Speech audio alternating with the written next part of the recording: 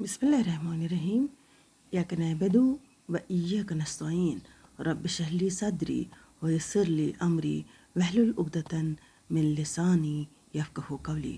हुकूमत, दौलत और औरत को ठुकराने वाली साहिबी की दास्तान। हाफ़िज़ इब्न कसीर रहमतुल्लाह तआला और हाफ़िज़ इब्न असाकर अब्दुल्लाह बिन हज़ाफ़ा रज़ियल्लाहु तआला अन्हु का वाक़ा बयान करते हैं कि आपको रूमी काफिरों ने कैद कर लिया और अपने बादशाह के पास पहुंचा दिया। बादशाह ने आपसे कहा कि तुम नसरानी बन जाओ, मैं तुम्हें अपने राजपाट में शरीक कर लेता हूँ और अपनी शहजादी को तुम्हारी निकाह में देता हूँ। अब्दुल्लाह बिन हज़ाफ़ा रज़ियल्लाहु तआला अन्हु ने जवाब दिया कि ये तो क्या, अगर तू मुझे अपनी बादशाहियत दे दे और तमाम अरब का राज भी मुझे सौंप दे और ये चाहे कि मैं एक आँख झपकने के बराबर भी अपने दीन मोहम्मद सल्लल्लाहु अलैहि वसल्लम से फिर जाऊं तो ये भी नामुमकिन है। बादशाह ने कहा कि फिर तुझे कत्ल कर दूंगा। हज़रत अब्दुल्लाह बिन हज़ाफ़ा रज़ियल्लाहु तआला अन्हु ने जवाब दिया कि हाँ, ये तुझे इख्तियार है। चनाचे उसी वक्त बादशाह ने हुक्म दिया और इन्हें सलीब पर चढ़ा दिया और तीर अंदाजों ने करीब से बहाकिम बादशाह उनकी हाथ पाँवों और जिस्म को छेदना शुरू कर दिया। बार बार कहा जाता कि अब भी नसरानियत कबूल कर लो और पूरे सब्र इस्तिक़लाल से फरमाते जाते थे कि हरगिज़ नहीं। आखिर बादशाह ने हुक्म दिया कि उसे सूली से उतार लो और पतील की बनी हुई देग खूब तपाकर आग बनाकर लाओ। चनाचे वो पेश हुई। बादशाह ने एक और मुसलमान कैदी की बाबत हुक्म दिया कि उसे इसमें डाल दो। उसी वक्त हज़रत अब्दुल्लाह बिन हुज़ाफ़ा रज़ियल्लाहु ताला की मौजूदगी में आपको देखते हुए इस मुसलमान कैदी को इसमें डाल दिया गया। वो मिस्कीन साहबी उसी वक्त चुरमुर होकर रह गए। गोश्त पाइवस्त जल गया और हड्डियाँ चमकने लगे। फिर बादशाह ने हज़रत अब्दुल्लाह रज़ियल्लाहु ताला से कहा कि देखो, अब भी वक्त है, बात मान लो और हमारी मज़हब कबूल कर लो, वरना इसी आग की देग में इसी तरह तुम्हें भी डालकर जला दिया जाएगा। आपने फिर भी अपनी ईमानी जोश से काम लेकर फरमाया कि नामुमकिन है कि मैं खुदा के दीन को छोड़ दूँ।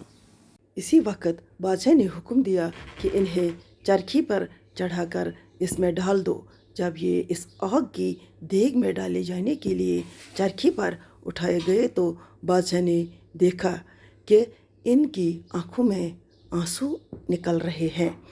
उस वक्त उसने हुक्म दिया कि रुक जाओ और इन्हें अपने पास बुला लिया, इसलिए कि अब उससे उम्मीद बन गई थी कि शायद इस अजाब को देखकर इसके ख्यालात बदल गए हों, मेरी मान लेगा और मेरे मज़हब को कबूल करके मेरे दामादी में आकर मेरी सल्तनत का साजी बन जाएगा।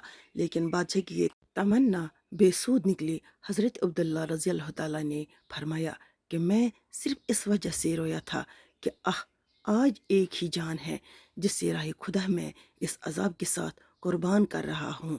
काश हर रोए रोए मेरी एक एक जान होती तो आज सब जाने राह खुदा में इसी तरह एक एक करके फिदा कर देता।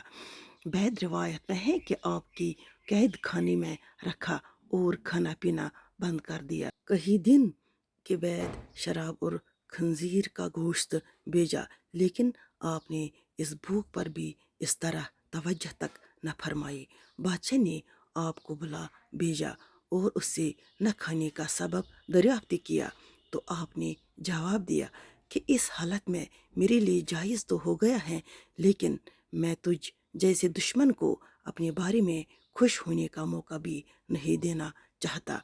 अब बादशाह ने कहा कि अच्छा, तुम मेरे सर का बोसा ले लो तो मैं तुम्हें और तुम्हारे साथ के तमाम कैदियों को रिहा कर देता हूँ।